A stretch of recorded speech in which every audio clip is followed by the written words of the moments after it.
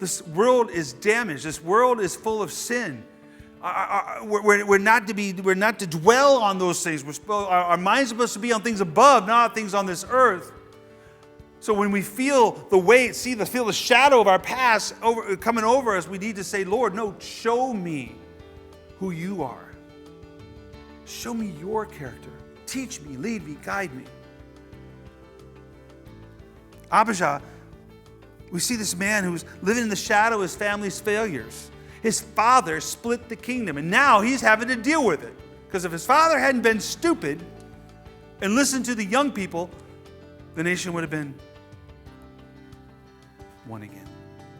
Instead, Abijah is having to raise an army to fight Jeroboam, to fight his cousins, his uncles. The Hatfields and McCoys have nothing on the Israelites, I'm telling you.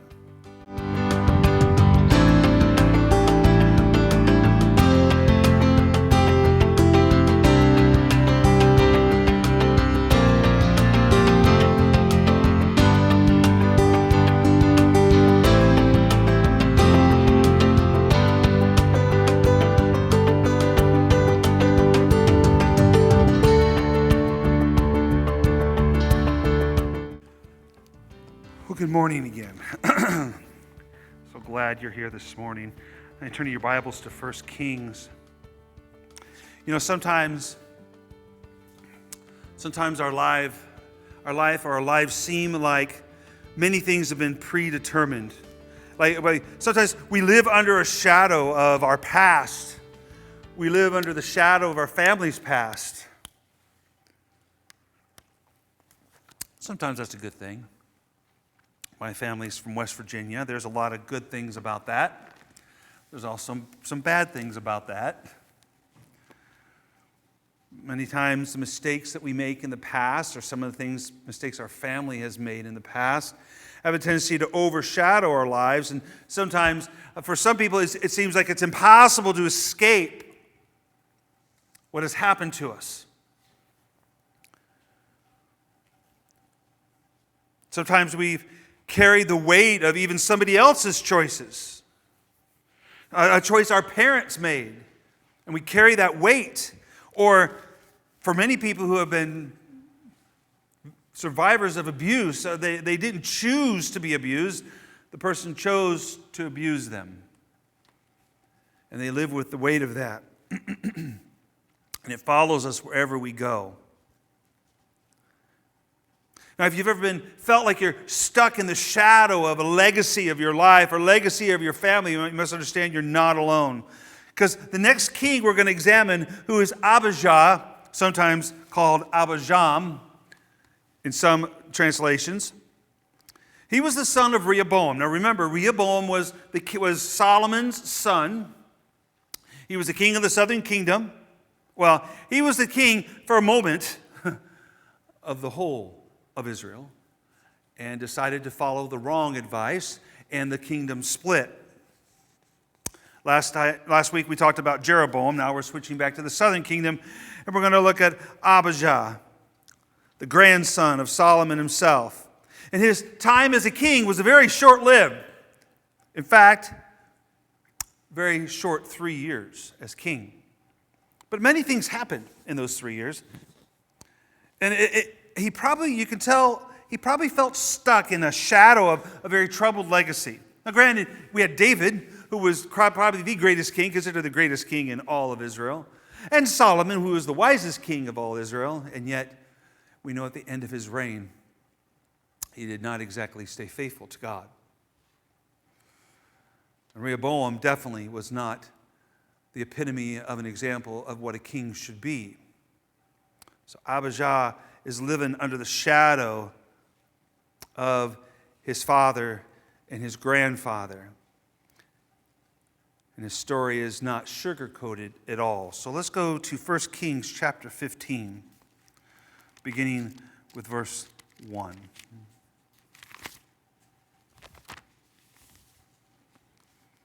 It says, Now, in the 18th year of King Jeroboam, and this is something you'll see as we go through this, it says, in the 18th year of this king in the northern kingdom, this was happening in the southern kingdom. In the 5th year of the southern kingdom, this was happening in the northern kingdom. So they're just using it as a time reference. In the 18th year of King Jeroboam, the son of Nebat, Abijah began to reign over Judah.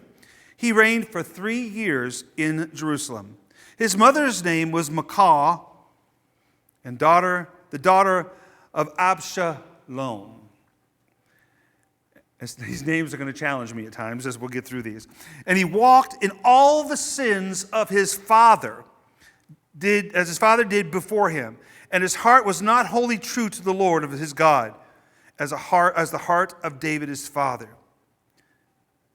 Can you imagine not being known for your victories? Can you imagine only being known by the failures of your father and your grandfather? Now, if you had been known for the mighty things of your great-grandfather, which would have been David, that would have been great. But it's been enough time that people do not remember you for what you've done. They remember you for what your father has done. They compare you to him. Now, the story of Abijah is not just some cautionary tale. We tell kids, don't do this. This is why, In the middle of this messy past and this legacy of compromise that was part of his family, Abijah still is going to have a moment. It's an exciting moment. It's an amazing moment. And what he's going to see at that time, he's going to see that he turns to God and God moves powerfully.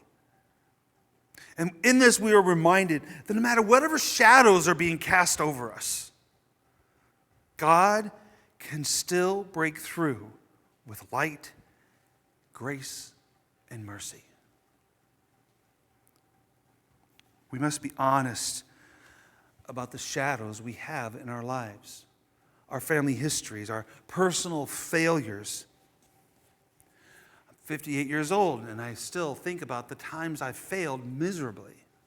Now, I do believe anything I've done, I've repented of any sins I've committed, but Satan constantly tries to remind us of these things to discourage us.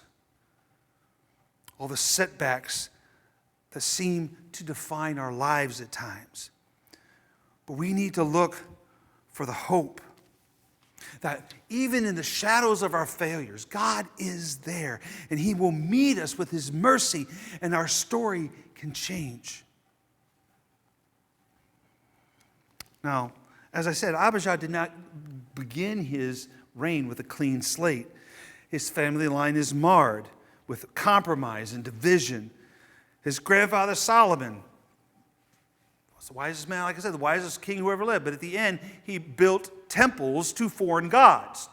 He married many women who led him astray. And at the same time, though, Solomon was the one who built the great temple in Jerusalem. But he allowed his heart to be turned away to pagan things. And it's, as we said at the beginning of the series, it's amazing how something that a king decides to do begins to set a precedent for the kings that follow after him. And it's a rarity to find a king that doesn't follow in the sins of his father. We're going to find him, but it's a rarity. And when Rehoboam takes the throne, his son, Solomon's son, it doesn't get better.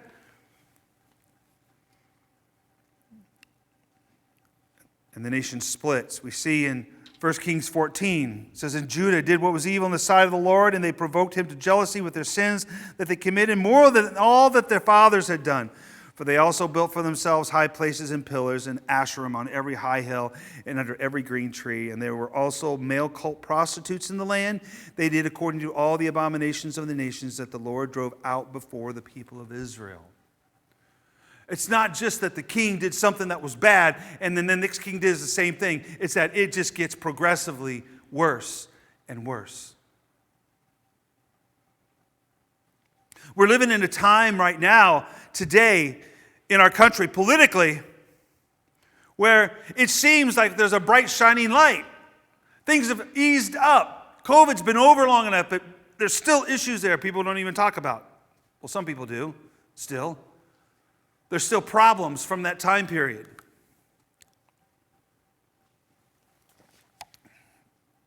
But we seem to be, in the what our current president calls the golden age. Things are happening.